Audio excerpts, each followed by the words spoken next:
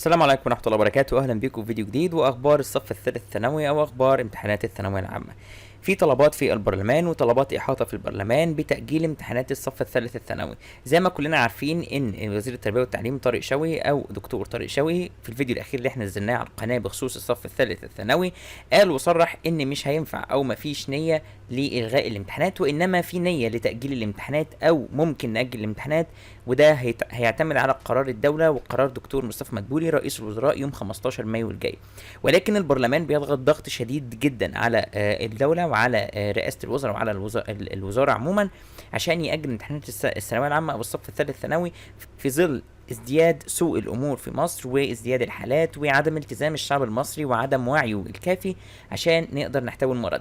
كمان في اخبار وفي اقاويل من دكتور مصطفى مدبولي رئيس الوزراء بان هيتم تطبيق حظر تجوال من الساعه 3 مساء لحد الساعه 7 صباحا، وكمان احتمال هيتم تاجيل الجامعات لشهر 10، ودي في المراحل القصوى من الخطوره او اذا اضطروا انهم يلجأوا للحكايه دي. ومعنى انه قال ان احنا هنأجل الجامعات لشهر 10 معنى كده انه ممكن يأجل شويه امتحانات الثانويه العامه او يقدمها قدام شويه او يخليها قدام شويه. عشان كده رحل ميعاد الجامعات او هيرحل ميعاد الجامعات عشان يبقى في تناسق في التنسيقات ومواعيد دخول الجامعات او بدء الجامعات. فانا حبيت انقل لكم الصوره والاحداث اللي بتحصل حاليا. انا عارف ان في كتير من الطلاب مش حابين الامتحانات تتاجل عشان تعبهم من اول السنه ما يتاخرش اكتر من كده وما يحسوش انهم طولوا جدا وانهم هينسوا الكلام ده كله. وعارف كمان ان في طلاب واهالي طلاب خايفين على اولادهم انهم ينزلوا ويروحوا الامتحان، وكمان طلاب ما قدروش يلخصوا او يخلصوا جزء كبير من المنهج او ما راجعوش على المنهج كامل فمحتاجين وقت اكتر.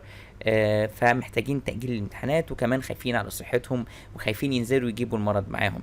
لكن لحد اللحظة اللي بتكلم فيها معاكم دلوقتي الامتحانات قائمة في مواعيدها اللي هي 7/6 مع الاحتياطات والحاجات اللي احنا عارفينها دي. ولكن الضغط الشديد والمستمر وازدياد سوء الأحوال في البلاد قد يضطر الدولة أو قد يضطر رئيس الوزراء أو الدولة عموما إنها تتخذ قرار بتأجيل امتحانات الثانوية العامة.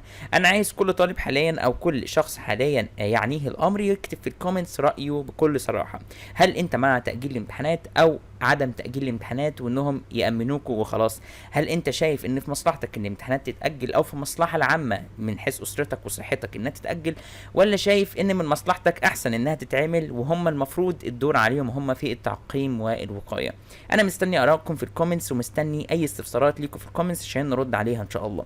وده كان الخبر بتاع الصف الثالث الثانوي، ونشوفكم فيديوهات جاية إن شاء الله. ويا ريت لايك تقديرا، ما تنساش السبسكرايب والاشتراك وتفعيل زر الجرس عشان يوصلك كل جديد. والسلام عليكم ورحمة الله وبركاته.